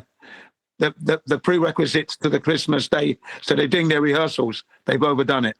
You know something? I didn't realize that how much work is involved in this. I could not sit down and enjoy one football game yesterday. I don't ever remember me having to do so much work. If it's not freaking grabbing a pot down so my wife can make something, or doing a dish so she could use it for something else, or putting stuff in the dishwasher, or go getting this. Oh, I used to just sit down and relax on Thanksgiving. What the hell's going on here? Well, was it Black Friday tomorrow? Maybe you can get one if you need anything, Daddy. So it's now. It is Black Friday. Oh, sorry. Yeah, you're in Black Friday now, aren't you? Yeah. My mistake, because I'm Saturday morning, yeah. So it's Black Friday. But apparently Black Friday started a week ago, according to Nathan, as he said, which I did experience in Hawaii in 2012. I noticed that the Black Friday started early. Yeah, definitely noticed that. Well, in retail, they have to have their stuff. Like, let's say Christmas is coming up. They have to have all of their Thanksgiving stuff almost out of the way before Thanksgiving even arrives and start putting up the Christmas stuff. That's interesting because I witnessed how they, that plastic wrap thing that they do, and they wrap it around the pallets to cover all that sort of stuff that's going to be prepared for Black Friday. I witnessed that in Walmart in Hawaii, Honolulu. Yeah, I witnessed that.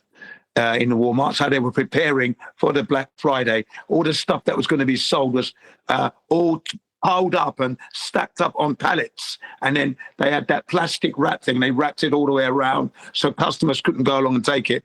And then what would happen is on the day in question, the customers would run in once I opened the door and they'd go for what they want. And they start tearing off the plastic and fights broke out. I had my camera going. Police was coming in. Okay. The police were coming in there and to break it all up.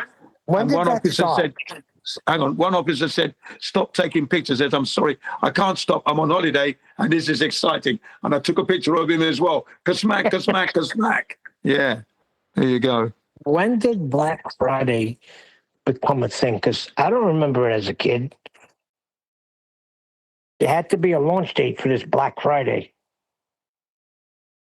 Yeah, obviously, yeah, that would be modern times, recent times probably, and Cyber Monday as well. Gets on my nerves though, because I'm in and out of supermarkets. That's where I work. So as soon as you get rid of bonfire night, the next day you've got Christmas stuff out, right? And then the bloody tree. So I'm faced with Christmas like in beginning of November. It was November. I was faced with Christmas in the middle of October. Yeah, and it just annoys me. They're getting the Christmas trees up, they're playing bloody Christmas songs, and I'm thinking, I don't want to listen to this yet. I'm not being like a stooge or anything, but I like, leave it till December. Yeah, it was supposed to be, hold on, one deck. In America, there was a system. It was followed. There was a time schedule. And the Christmas season started when the jolly old red man, Santa Claus, rolled in during the Macy's Thanksgiving Day Parade. Once he made his appearance, that is the official start of the Christmas season. Now, there's Christmas stuff in stores way before that. As a matter of fact, before Christmas is even over, you'll see stuff about St. Patty's Day starting to go up. And then before that's even come to an end, before St. Patty's, it's Valentine's Day. You're going to see Valentine's stuff all over the place. And then before that even freaking arrives, you're going to see St. Patrick's Day. It's all consumer nonsense. They want you to spend money. Exactly.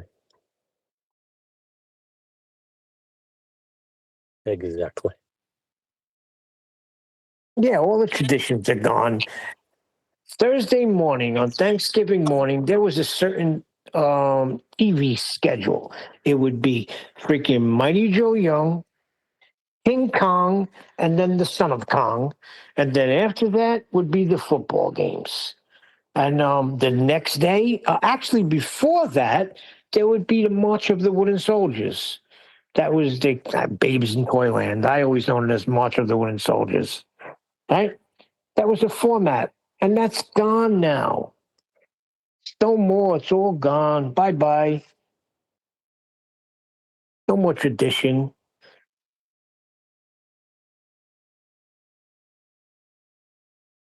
Then the following day would be the Japanese monster movies.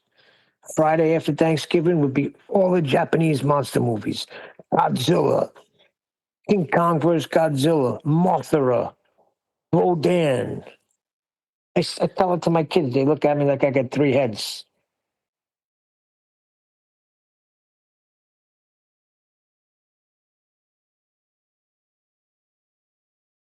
The housekeeping questions went quite well today.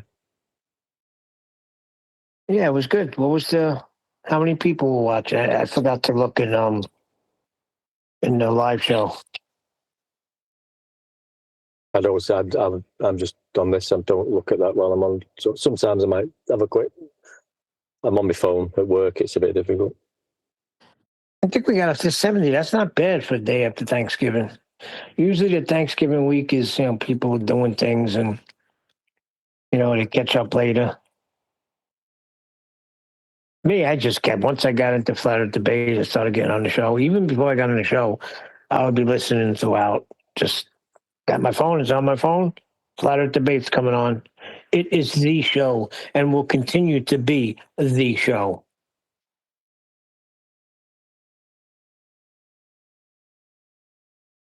Yeah, I think Black Friday started around about the 1980s, late 70s, early 80s, possibly. Did it really start in the late 70s? Yeah, I don't remember. Back in 10 minutes.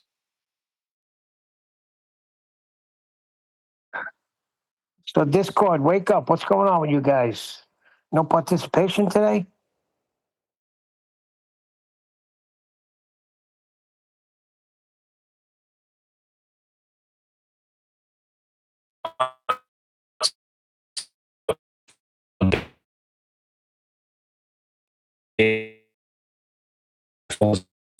On the basement. So my phone is at this boiler.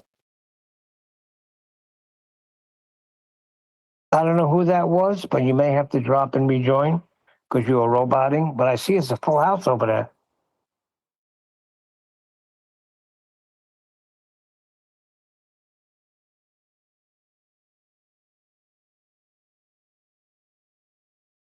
I see Len's in the house. What's up, Len? Hey up, boys. How's it going? Everything's good. You guys been a little quiet over there today. Yeah, welcome, sir. Welcome. What's happened? For me, absolutely bugger all. The weather was crap, so I have had the day off. Did you see Nathan's idea in Master B? No, I still need access to that off you, Neil, if you don't mind messaging me after this, bud. Oh, yeah, we got to get you in Master B. Right, Nathan?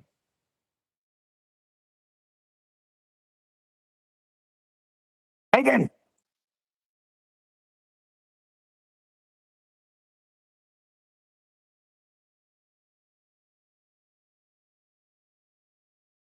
I'll get to work on that, Len. Let me see how I can get you in. I'm going to invite you to Master B. And then you just accept. You got Teams? Yeah, I've just set Teams up, but when I set it up, I think it gave two options for it. But, can't remember. Give me 2 seconds.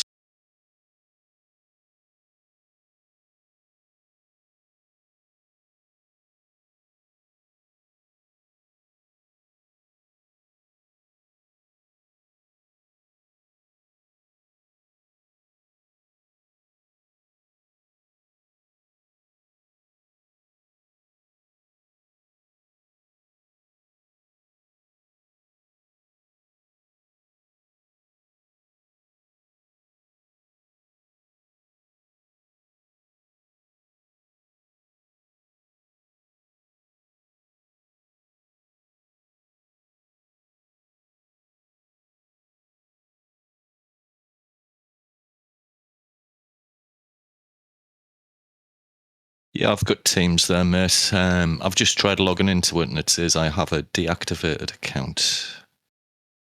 Oh, boy. That's going to suck. Were you originally on Skype? No, never used it.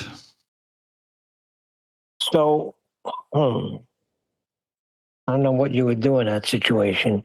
Jin, what did you have to do to get in Teams? Yeah, I was already on Skype. Oh, okay, so you just transferred over. Yeah. So, Len, do you have the same thing? Is it Len 1984?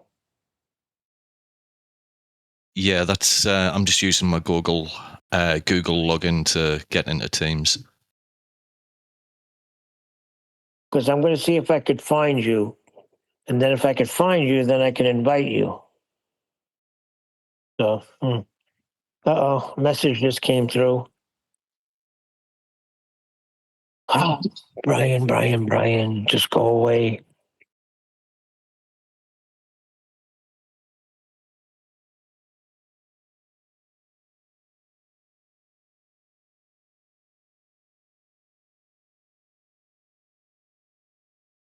And the interesting thing was, when I got onto Teams, I was still able to use Skype, both. But now recently, I'm not able to use Skype anymore.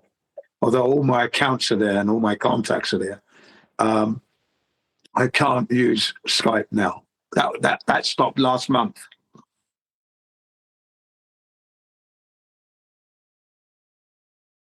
So that was quite interesting.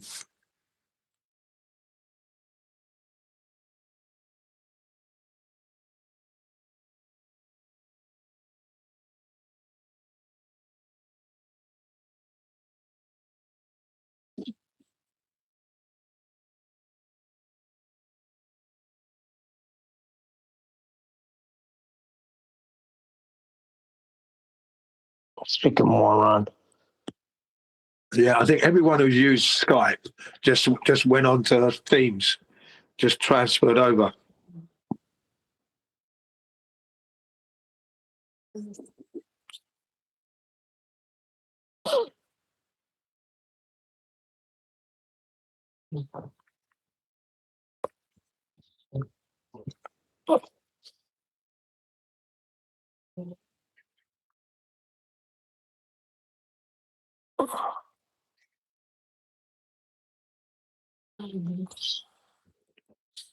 It wouldn't allow me on my iPhone 6 because the iOS wasn't supported. I've got the original iOS 9.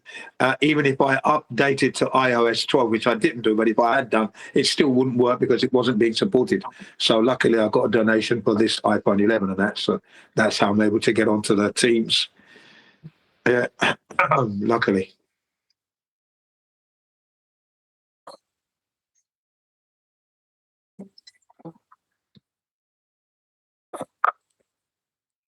She doesn't want me to talk about this crap, but they keep freaking sending me shit. Who's that? Freaking Brian, he just won't go away. So what's he actually? Is he complaining or what? A moron. He still thinks there's two books. Like I said, once you're stupid enough to think that there were two books being written in Nathan's room about flat Earth debate, then I can't help you. Well, if there were two books, then that's down to them anyway. Whatever they're doing, I'm not going to get embroiled in that. It really doesn't have anything to do with me as such. I'm just surprised the situation exists. That's all. Yeah, shouldn't have existed at all. You're right, 100%. The situation should never. We shouldn't even be in this situation. We should be ready to be releasing a book. And when I say we, I mean we, because we were all together, but it was Nathan's book that was going to be released. We were all just passengers, happy to be riding along. Like, I'm happy to be on a show for as long as I've been on the show. Happy to be on a panel for as long as I've been on a panel. I mean, what's going on here? Oh, boy.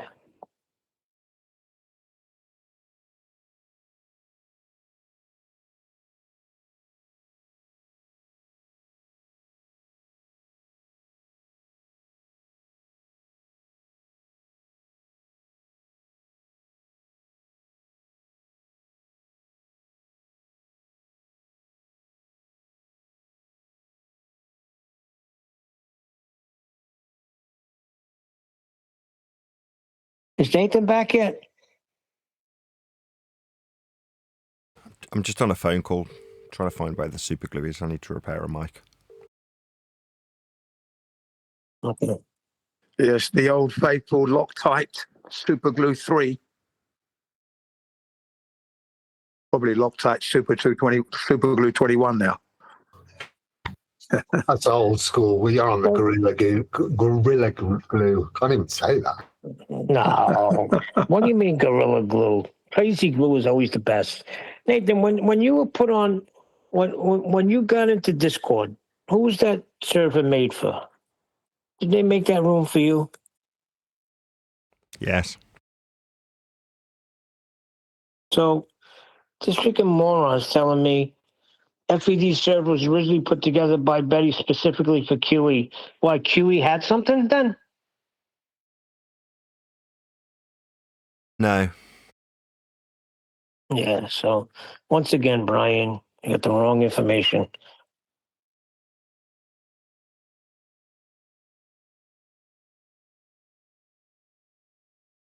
You know how you kick somebody out of the rooms? Well, how do you get rid of personal people out of the? Because you can't do that unless it's a group. Like Master B, you can remove somebody, but how do you remove an individual? Block them. Oh, so you just hit the block. You can't just remove them out. All right, that's what I'm going to have to do.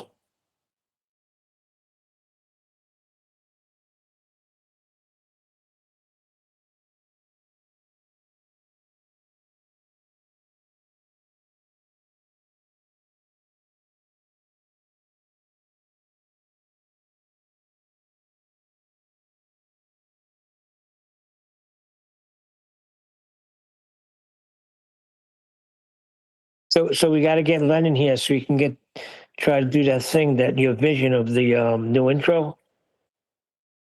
Nathan? Yeah, well, Len sent me $100. Very generous that he was, that I immediately forwarded on to my wife. And then in the reply, I'm like, just out of interest, have you still got that AI video generator? And then I sent him what I sent you. I've had a little bit mess around with some things so far, but I could do with a little bit more input. But we'll get there. No problem. If it needs more input, that's something I can provide. No problem.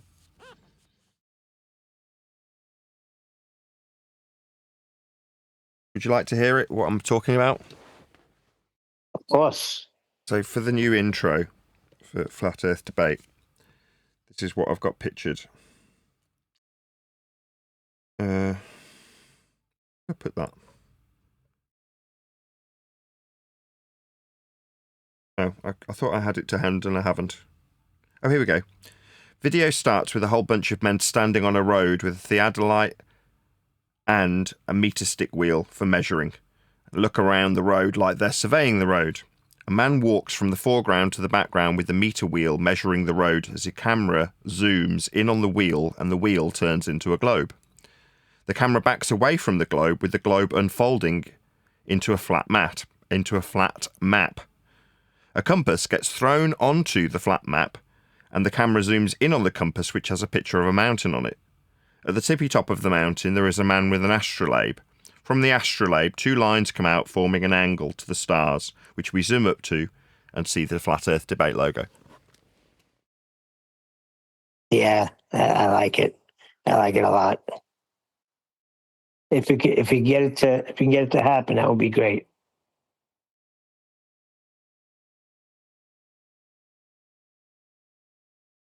And you could do all this with the AI program you're talking about, right? I don't know, maybe. I haven't got it, it's not mine. Well, I've had a little bit mess around last night, and it's easier to do it in tiny little chunks than take the final frame and work it forward from there. Because if you try and get it to do loads of stuff at once, it just starts doing loads of weird things. And there's many renders that I've done so far where it doesn't know what a bloody trundle wheel is, and it's done loads of random, stupid, weird things. But I have made a bit of progress there. But cool. The stylization, etc., we need nailing in first before I move any further forward. Does it just need more words to describe it? Is it the more word dense you make it in terms of the description, the easier the AI finds it? Or is it the other way around?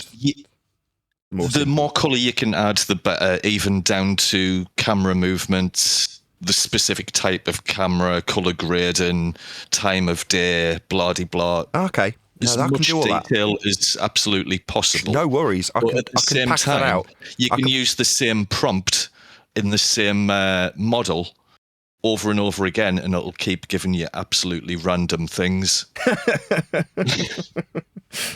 Shocking. Okay, so what you're saying is more detail about how the camera moves and what it's moving into and what time of day and all sorts of things. There's more detail, the better, basically. Yeah, that's it. Okay, I'll try again, and I'll come up with a, 3-paragraph explanation with intricate details of what I want, and see if that works any better. No problem. You're talking about the guy. The one you want is the guy with the measuring wheel. Is that a certain name? That tool? Trundle wheel. I million couldn't think of times. it either. He just said it a second. Len just said it a second ago. It's trundle wheel. That's what he means. Oh, because I got a bunch of stuff that says Pittsburgh 10,000 meter digital measuring wheel. Maybe if you put the specific brand, I don't know. I'm way out of my league here. Yeah, you can just reference certain things into these AI models, and they can just come up with all kinds of things. There's been somewhere a guy's been wheeling it down the street, but there's just a wheel and nothing attached to his hand. Just all kinds of weirdness. So there's other ways of doing it with reference images. So I might have to do a few with reference images and stitch them all together, then work from there. But yeah, it's very frustrating using AI, I've got to say. But hopefully rewarding. Sorry, just jump back in. Yeah, it was I missed all that, but yeah, that sounded like a great. I read your thing yesterday, Nathan, on the vision, and it sounded great. If it works, I envisaged it while you was describing it, and it was a great idea. Yeah, it's long overdue anyway. You need a new intro. Out with the old, in with the new.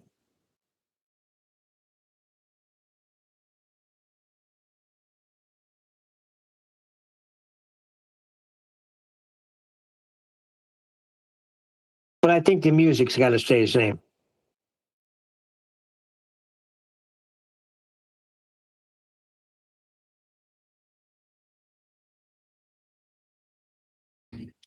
Don't know if there's a big roast chickens, up there, mate.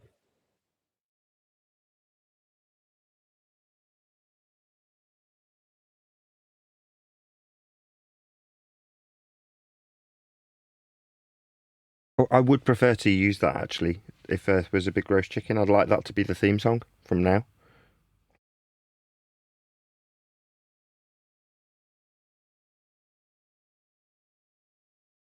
Yeah, it is good. It's catchy.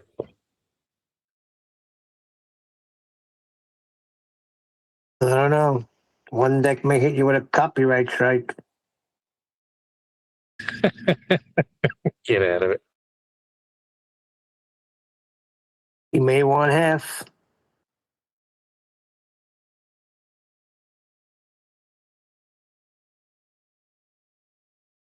It doesn't mean I'm going to be completely untrusting moving forward, Neil. Just because some people have lied about helping me doesn't mean that others who do the same are going to be the same sort of lying scumbaggery as what I've I don't know. experienced. May want half the show down the road, His name is One Deck.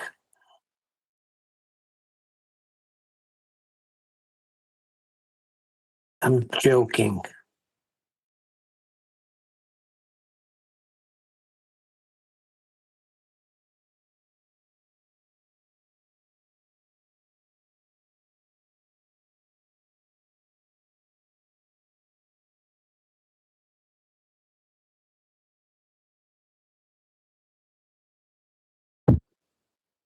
But it did sound good, that what you said. I envisioned it. What was it? I envisioned the new the AI thing as it was sort of unfolding, wasn't it, and going backwards and going from globe to flat, and everything you was trying to measure was actually flat.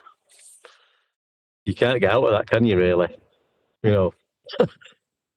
Because everything is measured flat. In relation to how Earth's measured, that is, and engineered and surveyed and flown across, navigated. It's measured flat. So if you're trying to use some spherical measurements, they just won't work. They'll just turn into a sextant or a level or a total station or a theodolite. You just want to measure it spherical, but you can't do it because it keeps changing back to a elevation angle measuring tool. and a leveling tool. Why is this happening? Well, it's happening because the Earth's flat and stationary, and these are the things you're going to have to use. Sunshine.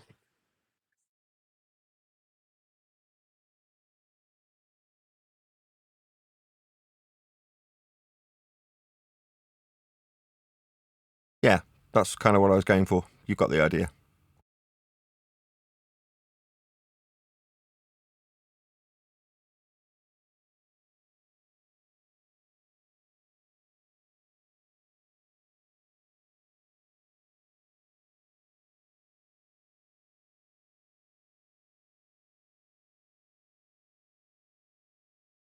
Found a funny. No, we're not doing it. I'm just saying maybe for next week. I found a funny video clip. Someone describing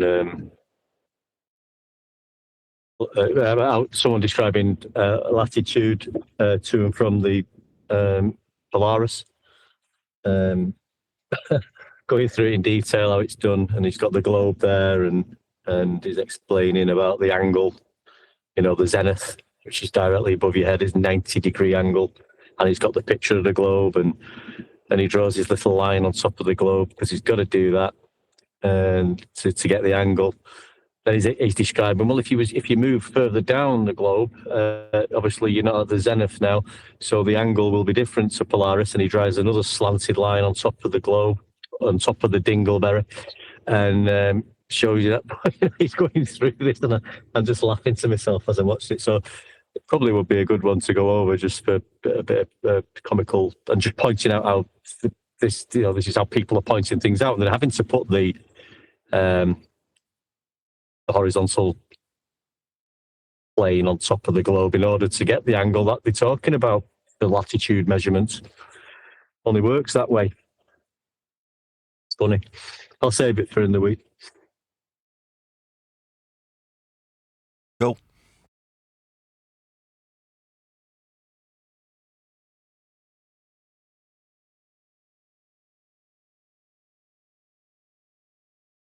Everyone go to sleep or what? I'm trying to get Lennon to Master B, Nathan. Has Len got Skype or Teams? I have Teams. Never used it before. I've sent Neil my email address and this live.cid blah-de-blah thing. I don't know if either of them is how you add people. Is Ventriloquorum there? He's the latest guy that was that got in. Maybe he could walk you through it, because I'm not. All the information you just sent me, they're not finding you in Teams. It would be nice if you could invite people from Discord over, but it doesn't work that way.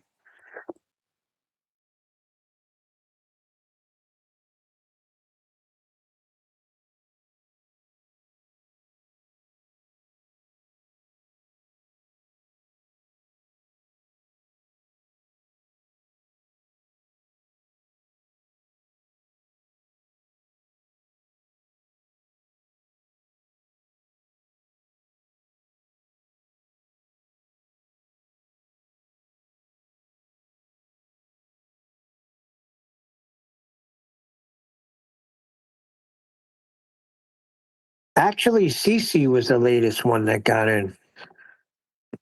Is Cece in Discord? Cece, you there?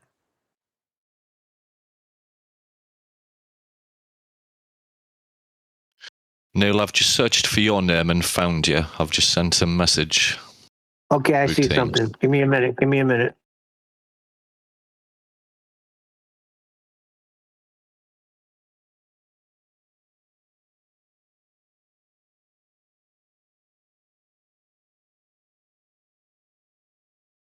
I am hopeless with all that this sort of stuff. Bloody downloading stuff and computers and things like that. It just took me about 7 years to get the hang of Discord, to be honest. I did spend a number of years, but I came off the tools for 6 years. Went into still in refrigeration, but I sort of had a part office, part out in the field job, and there was quite a lot of Word and Excel spreadsheets and stuff like that, which I got into, and but that was like, I don't know, over 10 years ago. And now if I attempted to create some sort of Excel spreadsheet, where that's what I was doing, with adding things up and working things out for you in columns and multiplying and doing it all for you, I could set all that up. I wouldn't have a clue now. Not have a clue. It is a headache as well. I thought, come off the tools, life will be a bit easier, less physical. Give it a go. But I was more tired and drained from. I was constantly on emails, Word, Excel, and a BlackBerry phone back then, and you were just, no matter what part of the job was, you had to be contactable. So weekends you had to be contactable. People phoning you up all the time, emails all the time, never-ending emails, never-ending tick list. You used to do a tick list every day. Len, I just invited you. Do you see? Yeah, I've just gotten that, mate. Thank you. Okay, so just say hello when you're in Master B, mate. That means you get this link when Nathan starts the show, and you can either join on G+, on our Teams, or you can stay in Discord, whatever you choose.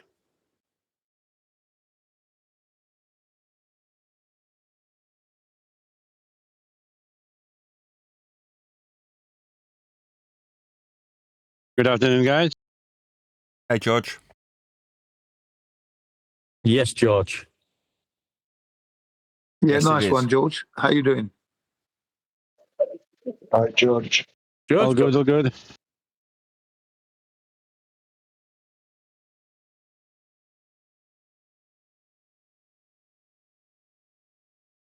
A little bit's 10th man. Did you see what the 10th man put something in Skype? Didn't he? Just some literature about the spherical trigonometry being very, very difficult. I bet it is. I'm looking forward to his the presentation when he gets it together. You mean the Looking forward to it. oxymoron, triangles with more than 180 degrees? I think he posted something. Yeah, it's out of a navigation book, but he was explaining it, the mathematical, and it's very tricky. Obviously doing the mathematics when you're doing the navigation for doing spherical trigonometry. It's quite tricky. Wait a second, Georgie. What's a triangle, Georgie? Well, to be a triangle, it must have 180 degrees. Yeah, but that's not a problem. spherical triangle. That's No, not no, a spherical triangle. That's a contradiction. Because we're talking about triangles. So how can a triangle That's three spherical? angles, isn't it? That's three angles, 60 Yeah, degrees. but the sum of the three angles cannot exceed 180 degrees in order to be a triangle. Must Listen, be guys, spot on, 180. just because you've all been through some childhood trauma in your lives, yeah, and you're not willing to move on to the next level, yeah, of spherical trigonometry and spherical elevation angles. Obviously, when the trauma happened, that's why you can't understand these things. Did you say spherical elevation angles? Yeah. Spherical elevation angles. What's weird? Hold on, I gotta get my curval to check this out. Yeah.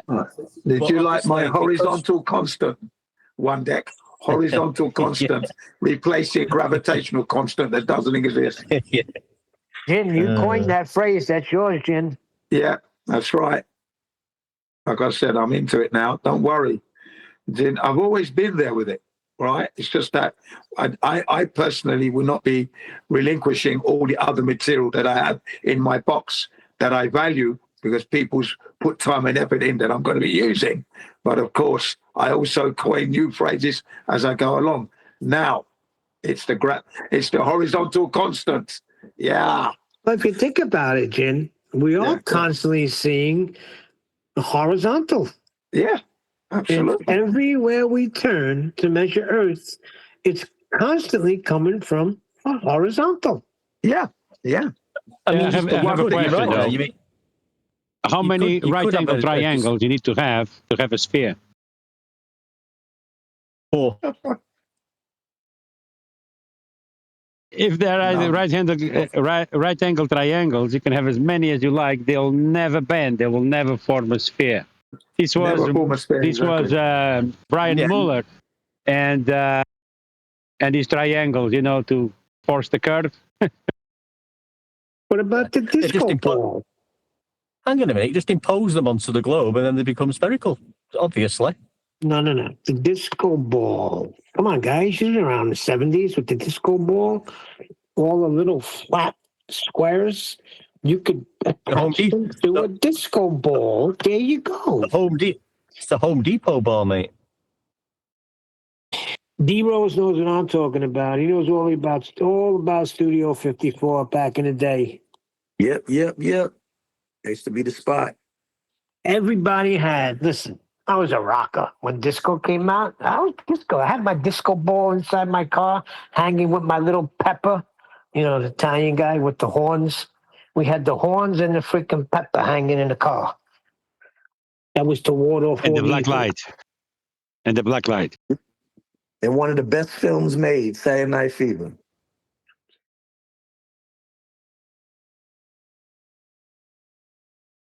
Can you dig it? I knew that you would. That's actually, they use that in Pulp Fiction. What's the name uses that on John Travolta, which I thought was pretty cool. Okay. So, Neil, you were asking about Black Friday and when it began. Well, it began originally, it was in 1891, and it was held in January.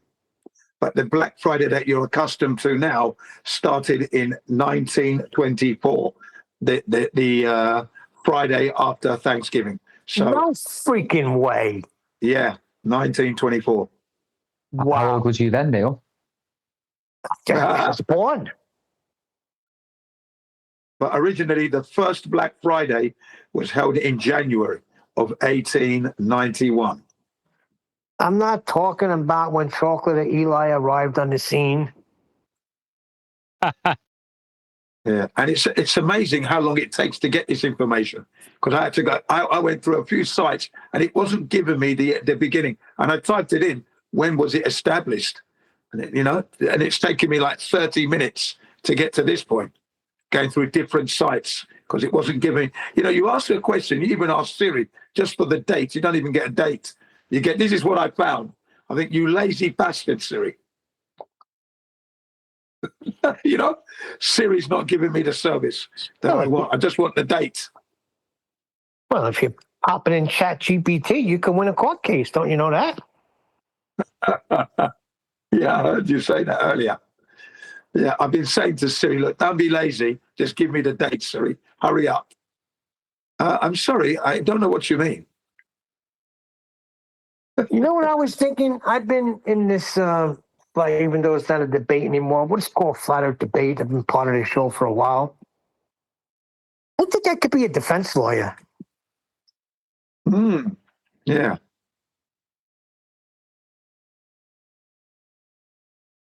That'd be an interesting position to be in.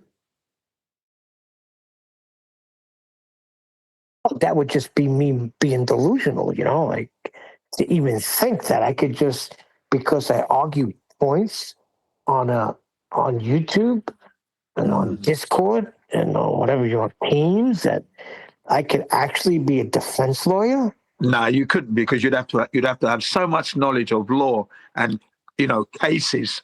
You'd have to be a walking lawyer kind of manual, law manual. Dude, So you're not at that level yet. there would be people in the law library in prison that would spend hours in there. Hours. They still come back and they can't. They have more knowledge, but you can't just assume that because you have this knowledge, you'll be this great litigation lawyer. You have to be a fool to think something like that.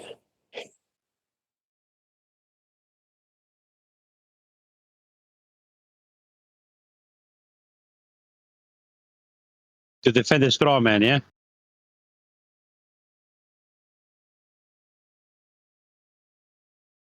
What was that? To defend Sorry, Neil. the straw Can man? you repeat that? Yeah, I missed it. What would it be like, Neil? I missed it. I cut myself off.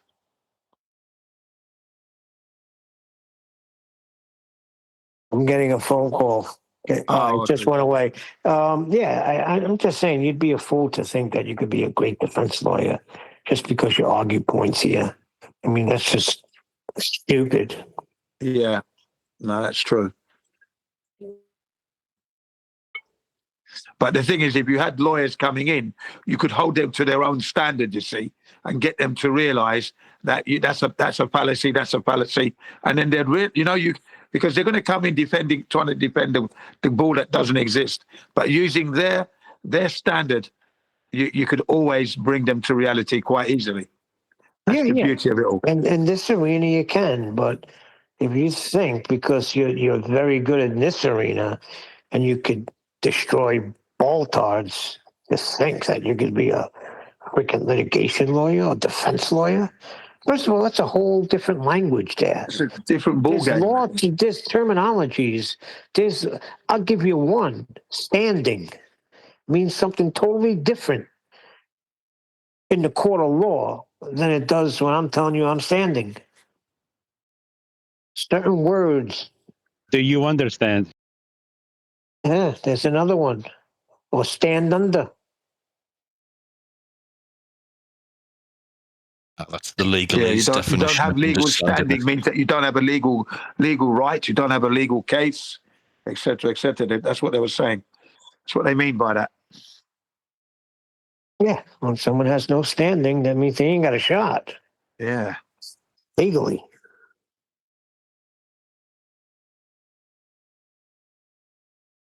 Right, unfortunately, I'm going to have to round out. I do have some microphone work to do, unfortunately. So with that, I'm going to say a huge, massive, enormous thank you to both Discord and G Plus panels for making today's after show possible. And of course, a massive thank you to all of you for liking, commenting, sharing, subscribing, joining as a Nathan Oakley 1980 channel member, and all that good stuff. I've been Nathan Oakley, and I will see you all in the next video.